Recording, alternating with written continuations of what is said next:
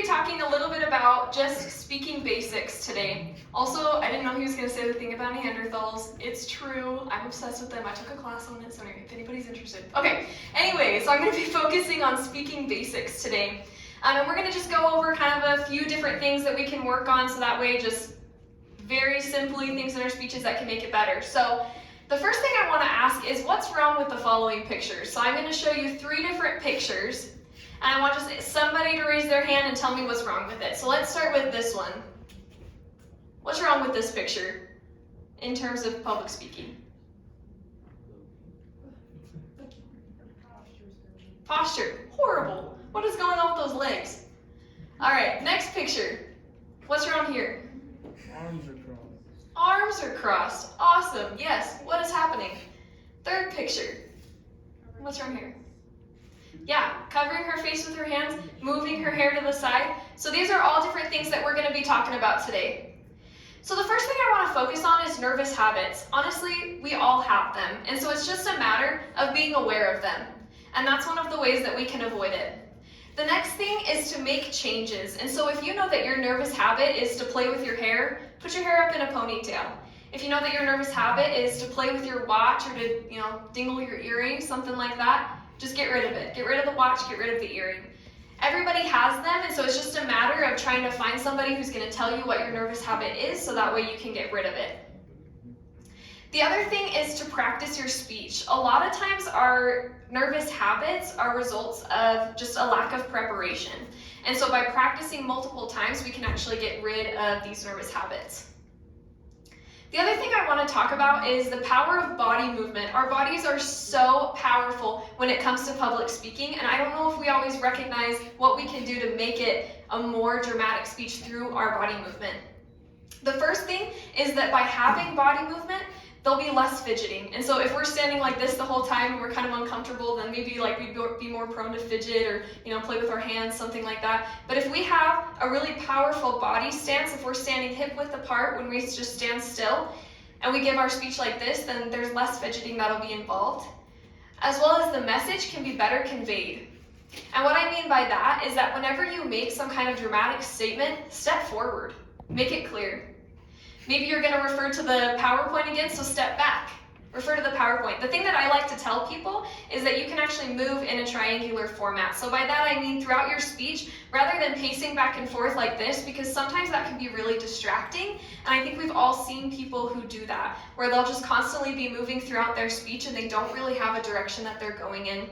So I recommend to kind of move in a triangle format. So by that I mean that you step forward to the point of the triangle whenever you do feel like you need to include some kind of body movement.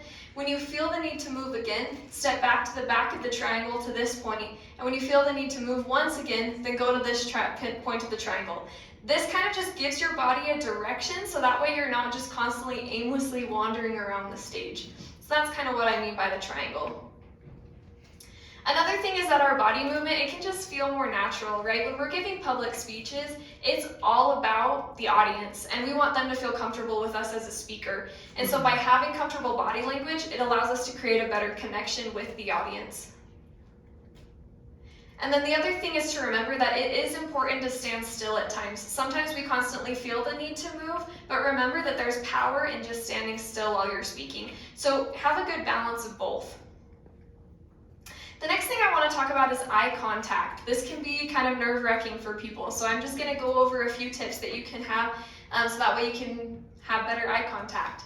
So the first thing is the triangle method. So the idea of this is that if you have a large auditorium of a lot of different people, the idea is that you want to look at the different corners of the triangle in the room. So let me explain. So while I'm speaking, I'm going to look over here at the corner at Noah, and then I'm going to look up to the back. Hypothetically, in this situation, we would have a full auditorium here. But I'm going to look at the back and I'm going to look at Jake. And then I'm going to look over here and I'm going to look in the corner right here. And I'm going to constantly just kind of scan the horizon of everybody, so that way the audience feels like I'm looking at everybody in the audience. So again, you can create that relationship with people while you're giving your speech. The next thing that I would say is when you do make eye contact with these people in the audience, Complete a sentence. So by that I mean, if I'm looking back at Jake, I'm going to complete a sentence with him, and then I'm going to move over to this corner, and I'm going to complete a sentence over here, and then I'm going to scan the audience and complete a sentence with Noah. The last thing is that if you are nervous about eye contact, just keep your eyes on the horizon of the audience. This will just help it to seem like you're making eye contact, even if it's something that you're typically nervous about. Filler words. This is a huge one. We all struggle with it. I've used some in this speech. I think some of the greatest speakers in the speakers in the world use filler words. So I just have a few different recommendations for this. One of the biggest things is just take a pause. Just breathe. Sometimes we use filler words when we get really stressed out. We're giving these speeches, and so it's just remember, take a moment, just breathe, and then continue your speech. Another thing that I recommend is just to practice your speech a lot more times. So by that I mean a lot of times when we are giving speeches, we kind of feel like, okay, I'm on this platform, I'm the only one speaking. If there's any kind of silence, we get a little self-conscious, so we fill that space with ums, uhs, likes, anything like that, because we want to fill the sound in the room if we're the only one speaking. We do that because it's typical that we don't really know what we're going to say next, and so we say until we can fill the time when we can remember what we're going to say. So by practicing, it eliminates that, not knowing what you're going to say next. It gets rid of that, and it helps you kind of avoid those filler words. The other thing I recommend, and this is a little weird, but just follow me here, is you want to record yourself. So as you're giving these speeches, just record yourself, and I recommend that no matter what you're doing. If you struggle with filler words or not, recording yourself is great. But the other thing that I would say is while you're practicing, talk louder than you would normally.